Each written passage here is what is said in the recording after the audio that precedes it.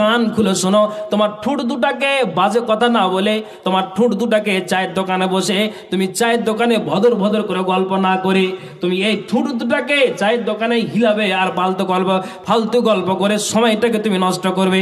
রাসূল বলছেন এই কাজটা না করে, আসরের পর চায়ের দোকানে না গিয়ে, এই কাজটা না করে তুমি ফজরের পর তুমি কোথায় গিয়ে আড্ডাবাজি করবে, এই কাজটা না করে সকাল আর সন্ধ্যা যখন তোমার মনে হয় তখন তুমি আল্লাহর জিকির আজকারকে চালিয়ে যাও, তসবিহ তাহলিলকে চালিয়ে দাও, আঙ্গুলকে গুনে গুনে গুনে গুনে গুনে গুনে তুমি সুবহানাল্লাহ, আলহামদুলিল্লাহ, আস্তাগফিরুল্লাহ এই দোয়াগুলিনকে পাঠ করো।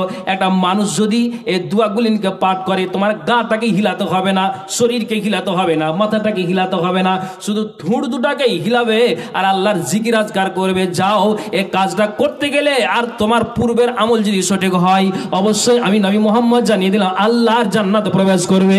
একবার জোরে বলুন সুবহানাল্লাহ।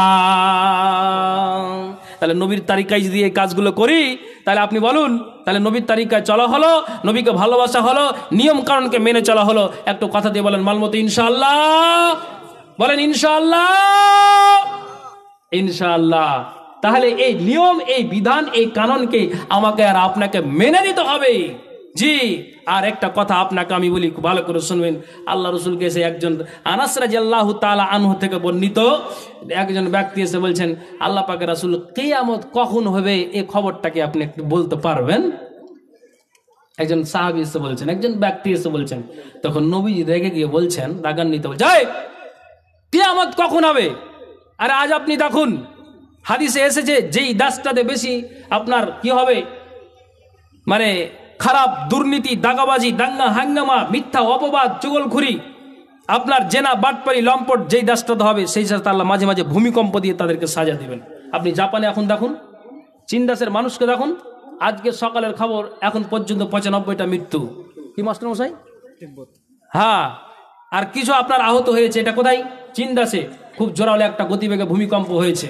তা আপনি কখন শিখবেন? এই সাজাগুলো আল্লাহ মাঝে মাঝে দিচ্ছে, তা আপনার কখন জ্ঞান উঠবে?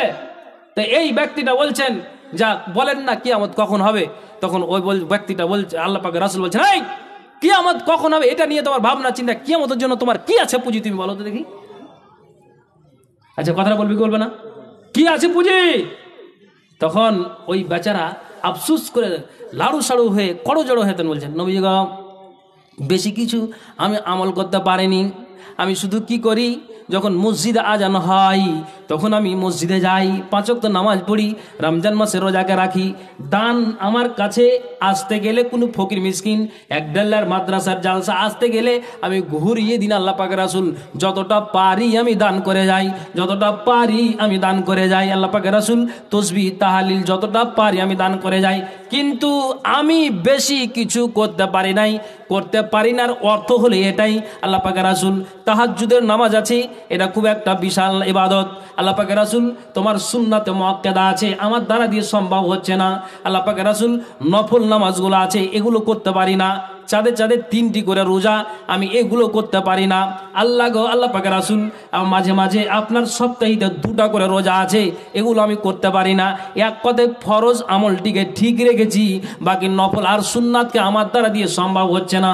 আপনি আমাকে বলেন তো কিয়ামত কখন হবে? কিন্তু নবীজি গো, আমি আপনাকে এটা খাস করে বলছি, আমি আল্লাহ আর আল্লাহর রসুলকে আমি অন্তর থেকে ভালোবাসি, আমি দিল থেকে ভালোবাসি, আমার প্রাণ থেকে আমি ভালোবাসি, আমার মন থেকে ভালোবাসি।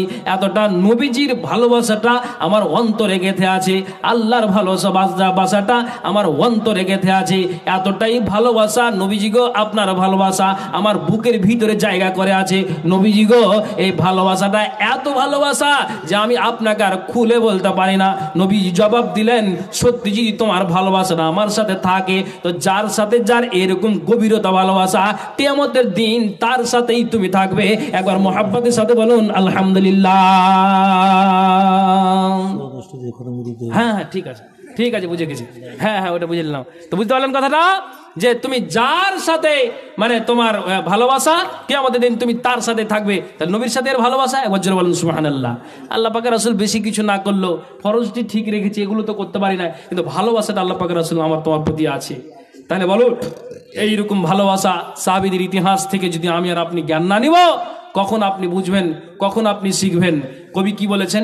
এমন দিন আসিবে বন্ধু ধরার এই মাঝে, কোরআন হাদিস ছেড়ে দিয়ে সব বাতিল পথে রবে, ফকির মিসকিন দরিদ্র কেউ না রবে, পাগল হয়ে মানুষেরা ছুটাছুটি যাবে। এই আপনার ইসলাম নামের নামটি কেবল দুনিয়ায় থাকিবে, ইসলামের কাজ মানুষ কেউই না করিবে। মানুষ ঘন ঘন যেথা সেথা মসজিদে বানাবে, মসজিদ নিয়ে দলাদলি মুসাল্লি না রবে, বেশি থাকে আলেমেরা তোমায় স্মরণ করে, তবুও ঘৃণিত সেই দিন আলেমেরাই হবে। কেন বা ঘৃণিত সেই দিন কি বা কারণে, কেন বা ঘৃণিত সেই দিন কি বা কারণে? এরাই তো বিবাদের মূল, এরাই তো মিটাবে। সারা দুনিয়ায় ফিরিবে দাজ্জাল, সারা দুনিয়ায় ফিরিবে দাজ্জাল, ভাঙাইবে সবারে। ইমানের এ মুমিনের ইমানের জোর একটু না টলিবে।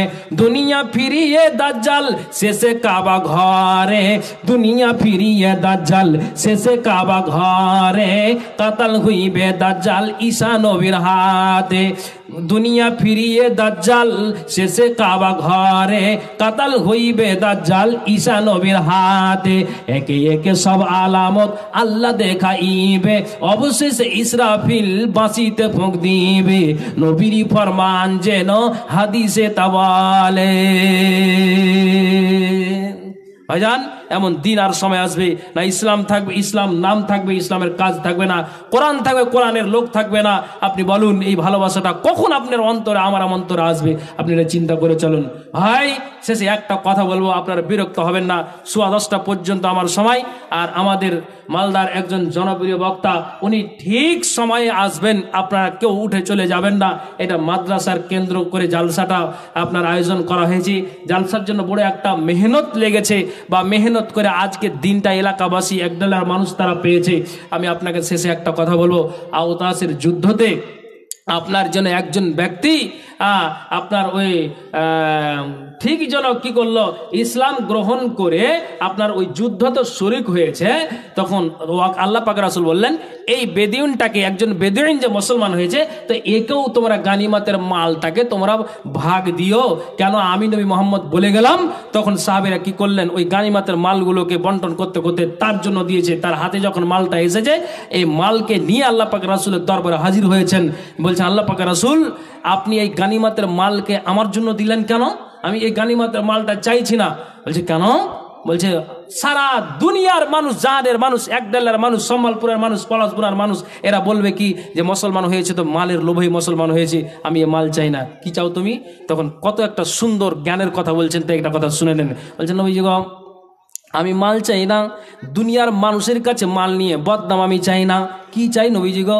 আপনি একটু দোয়া করে দিন, এরপরে কোনো একটা যুদ্ধ আসতে গেলে যুদ্ধতে নামবো, একটা মুসলিম আমার গায়ে তীর মারবে, আর ওই তীরটা লেগে যাবে, আর ওই তীরের আঘাতকে আমি জমিনে পড়ে যাব। আপনার মুখ থেকে হাজারো দিন বলতে শুনেছি, মসজিদে নববীতে কোনো মানুষ যদি শহীদ হয়ে মারা যায়, তাহলে শহীদের দরজা পাবে, বিনা হিসাবে জান্নাত যাবে, কবরে তারা আপনার প্রশ্ন করা হবে না, আল্লাহর জান্নাতে যাবে, উঁচু দরজা তারা পাবে, বিনা হিসাবে জান্নাত যাবে। নবীজি গো, আমি আমার জীবনটাকে আল্লাহর জন্য আমি রক্তটাকে বইয়ে দিতে যাই, আপনি দোয়া করেন এর পরের যুদ্ধতে আমি অংশ নিব, যাতে করে আমি শহীদ হয়ে দুনিয়া থেকে যেতে পারি। আল্লাহর কসম নবীজি, আমার গানিমাতের মালের প্রতি আমার লোভ নাই, লালসা নাই। একবার জোরে বলুন সুবহানাল্লাহ।